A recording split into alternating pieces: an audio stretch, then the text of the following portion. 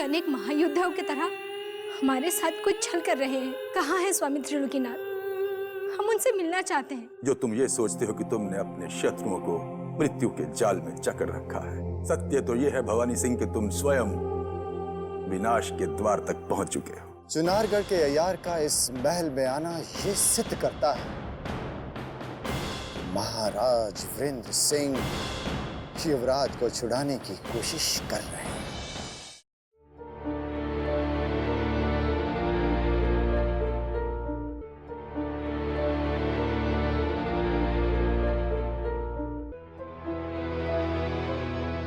महाराज की जय हो। क्या हमारा गुप्तचर शिवगढ़ के महल में पहुंचकर हमारे युवराज का पता लगाने में सफल हो गया पद्मिनी? शीघ्र बताओ। अपने पुत्र की कुशलता जानने के लिए हमारा मन वैसे ही छटपटा रहा है जैसे जैसे जलपिन मछली। हमारा गुप्तचर शिवगढ़ के महल के भीतर पहुंचने में तो सफल हो गया था महाराज, किंतु दुर्भाग्य से हमारे युवराज को खोजने से पूर्व ही उसकी हत्या हो गई। हमारी अंतिम आस भी टूट गई। अब आक्रमण के सिवा कोई और विकल्प है ही नहीं। जगन सिंह, युद्ध का ऐलान कर दो। क्षमा कीजिए महाराज, हमारे समस्त महायोद्धा राज्य में नहीं है। उनकी अनुपस्थिति में हमारी सेनाओं की कमान कौन संभालेगा? इसलिए किसी भी परिस्थिति में हमें युद्ध लड़ना ठीक नहीं होगा, अन्यथा हमें घोर पराजय का सामना करना पड़ सकता है महाराज।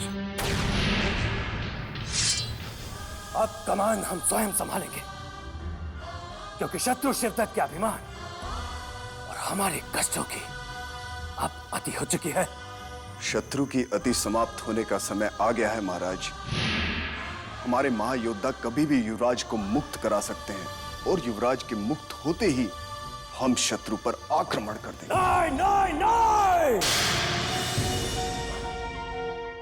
यदि पुत्र मोह में आकर अब हम क्षत्रिय धर्म निभाने से तनिक भी पीछे हटे तो यह समस्त संसार हमारा उपहास करेगा।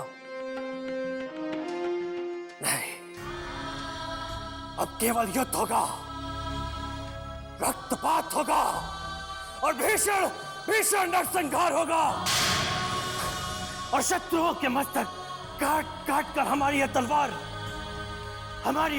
एक बार फिर से अपनी प्यास बुझाएगी। महाराज, महाराज, क्या आप महारानी चंद्रकांता को इस सदमे और मूर्छित अवस्था में छोड़कर स्वयं को युद्ध की अग्नि में झोंक देंगे? क्या आप अपने युवराज का बलिदान इतनी सरलता से हो जाने देंगे, जिसमें आपके और महारानी के प्राण बसे हुए हैं? महाराज, क्या आप अपना क्षत्रिय धर्म निभाने के लिए लाखों लोगों का निर्दोष खून यूं ही बहा देंगे? नहीं महाराज, नहीं। आप ऐसा कोई कार्य कर ही नहीं सकते जो मानवता का शत्रु हो। आप चाहें तो इस धृष्टता के लिए अपनी तलवार से मेरा शीश काटकर फेंक दीजिए, लेकिन इस संकट की घड़ी अपने आप को युद्ध में मत झोंकिए और हमारे महायोद्धाओं के वापस आने तक मेरी ये प्रार्थना मान लीजिए महाराज।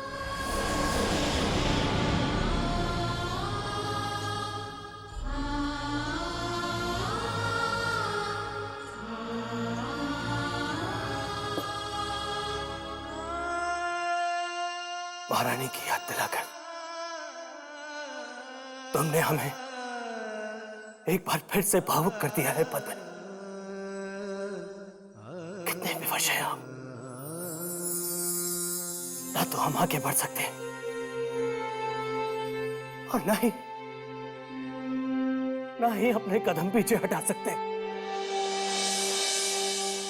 पद्मिनी संकट की इस घड़ी में अब केवल बाबा रुद्रनाथ का ही एक सहारा है हमें। शांति शांति।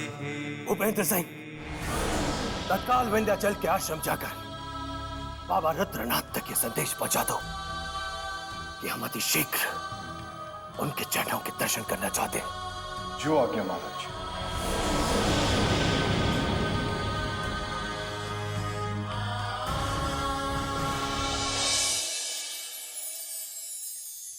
ओम शांति शांति शांति।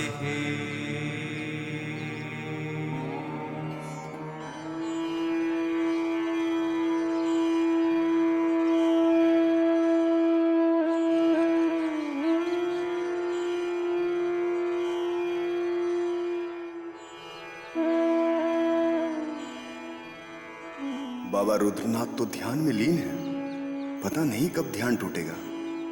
कुछ समय पश्चात ही आना उचित होगा। हेलो,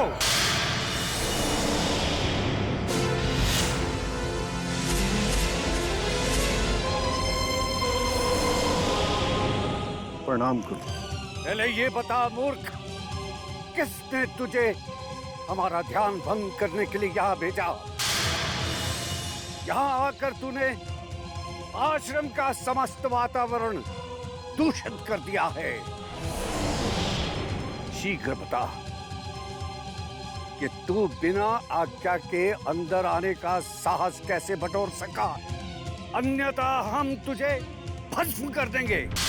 भूल हो गई, क्षमा कर दीजिए बाबा रुद्रनाथ जी। मैं तो यहाँ पर महाराजा वीरेंद्र सिंह का संदेश लेकर आपके पास आया था। ये क्यों नहीं कहता मूर्ख कि चुनारगढ़ का सम्राट एक बार फिर गहरे संकट में पड़ गया है, इसलिए उसे बाबा रुद्रनाथ की याद आई।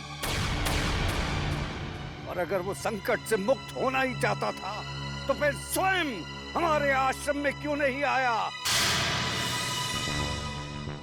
क्या वो इतना बड़ा सम्राट हो गया कि स्वयं आने के स्थान पर एक तुच्छ दूत को हमारे पास भेजा?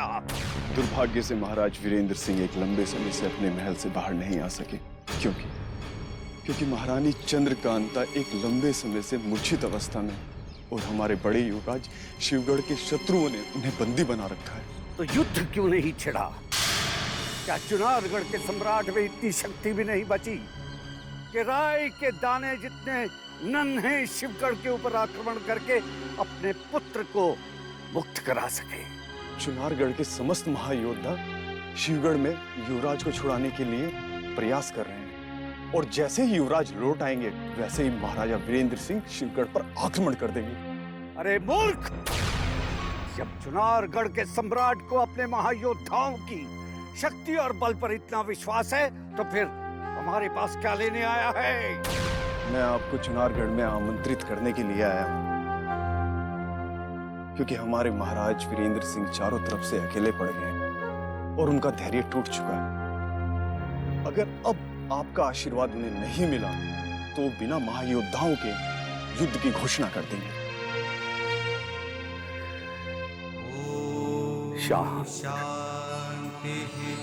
शांत रुद्रनाथ, शांत। अब हमें ही कोई उपाय सोचना होगा।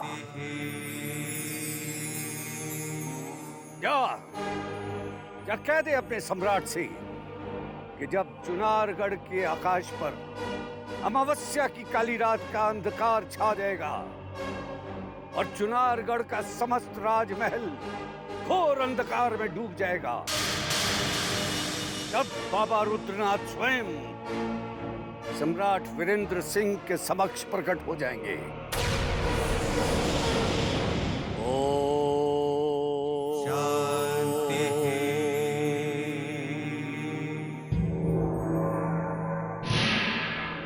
अमावस की रात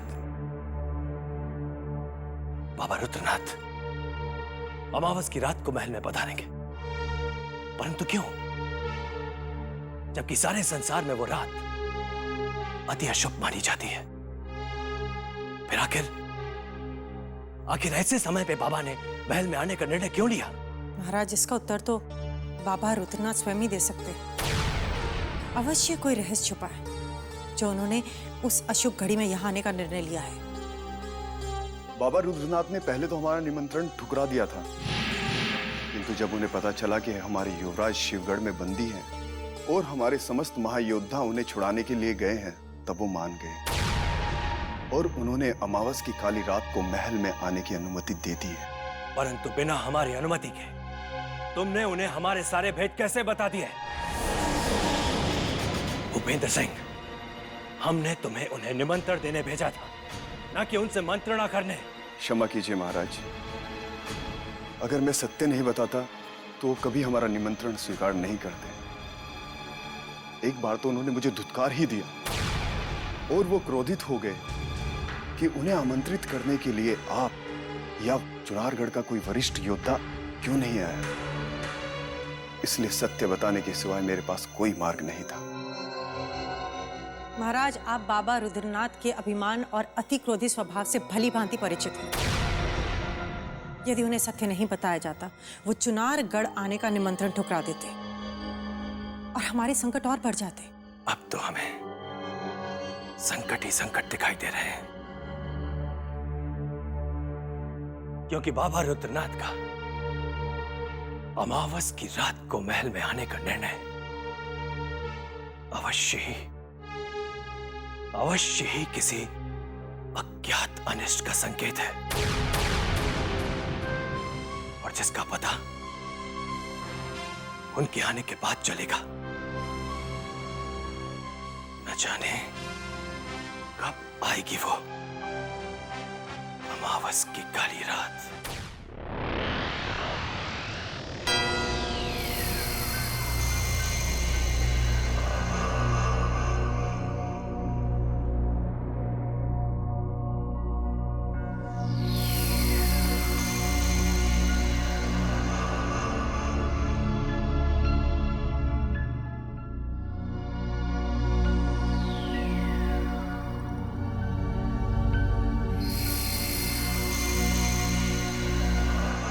अमावस्या की इस काली रात में महल का कोना कोना जलते हुए दियों से प्रकाशित कर दो। ध्यान रहे, अंधकार कहीं पर भी रहना नहीं चाहिए, क्योंकि बाबा रुद्रनाथ का आगमन महल में कभी भी हो सकता है। निश्चिंत रहो भूपेंद्र सिंह, अमावस की इस काली रात में बाबा रुद्रनाथ का स्वागत हर तरफ जलते दियों के प्रकाश से होगा। ठीक है जगन सिंह, तुम महल के द्वार पर जाकर बाबा रुद्रनाथ के स्वागत की तैयारी करो।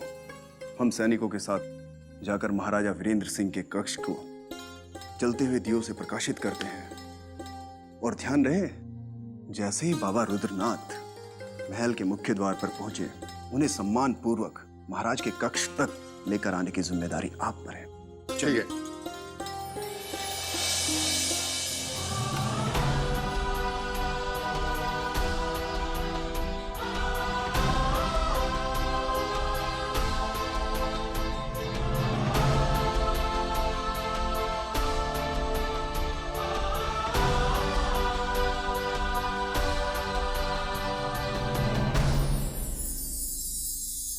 सैनिकों,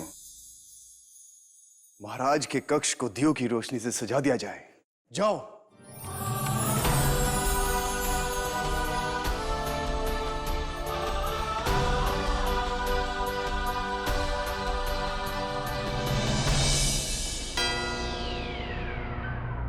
महाराज की जय हो। अमावस की वो रात भी आ गई भूपेंद्र सिंह, जिसकी प्रतीक्षा में हमने एक एक पल, एक एक सदी के समान बिताया है। अब आपकी चिंता समाप्त होने का समय आ चुका है। बाबा रुद्रनाथ किसी भी क्षण इस महल में पधार सकते हैं। परंतु आप इतने चिंतित क्यों दिखाई दे रहे हैं महाराज? हम ये सोच सोच कर चिंतित हो रहे हैं कि यदि बाबा रुद्रनाथ इस महल में नहीं पधारे तो क्या होगा? ये कैसे हो सकता है महाराज? जब बाबा रुद्रनाथ ने हमें अपनी स्वीकृति दे दी है तो उनका आना निश्चित है महाराज। बाबा रुद्रनाथ के विषय में कोई नहीं कह सकता कि वो कब क्या करेंगे। वो जितने अधिक क्रोधी हैं, उतने ही स्वाभिमानी। पता नहीं क्यों हमें ऐसा प्रतीत हो रहा है कि जब तक हम स्वयं निमंत्रण लेके उनके आश्रम नहीं जाएंगे, तब तक वो इस महल में नहीं आएंगे। वो आते ही होंगे महाराज, क्योंकि उन्होंने अमावस्या की काली रात को महल में आने का वचन दिया है और निश्चित ही वो अपने वचन को पूरा करेंगे। महल के द्वार पर जगन सिंह उनकी प्रतीक्षा कर रहे हैं और वो उन्हें लेकर कभी भी कक्ष में आ सकते हैं।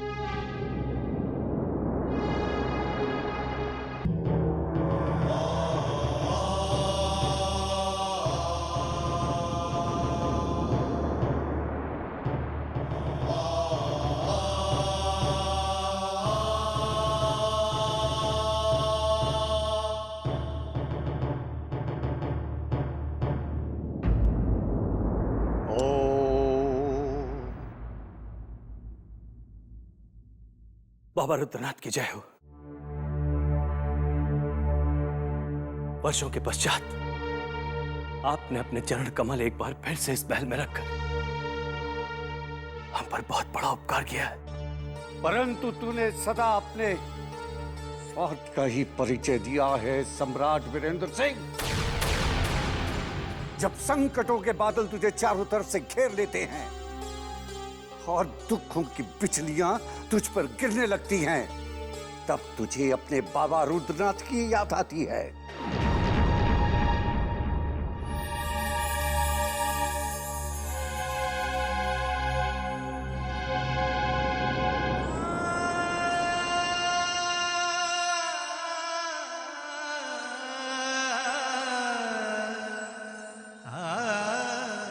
ईश्वर साक्षी है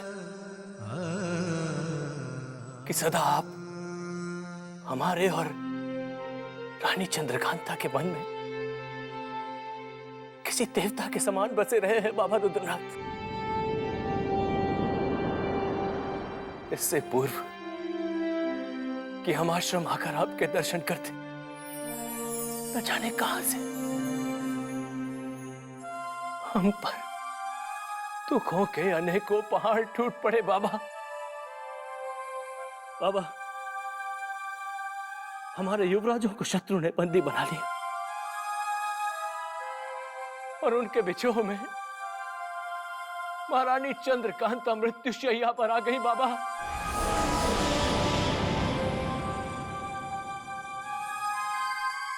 रानी चंद्रकांता के पिता महाराज जय सिंह परलोक सिधार गए। बाबा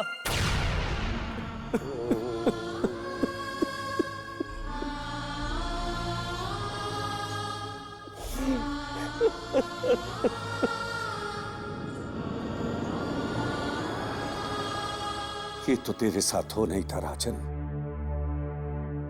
क्योंकि तूने किसी लाचार और निर्दोष को सताकर उसकी आत्मा को दुखाया है, जिसका दंड तुझे इसी जन्म में भुगतना होगा। नहीं बाबा, हमने जानबूझकर आज तक कभी भी किसी को नहीं सताया। यदि अनजाने में हमसे कोई ऐसी भूल हो गई है तो हम आपसे उसके लिए क्षमा मांगते हैं और उसका प्रायश्चित करने को तैयार है। बाबा हमारा आपसे यह विनम्र निवेदन है कि अब हमारे इन दुखों का अंत कर दीजिए। बाबा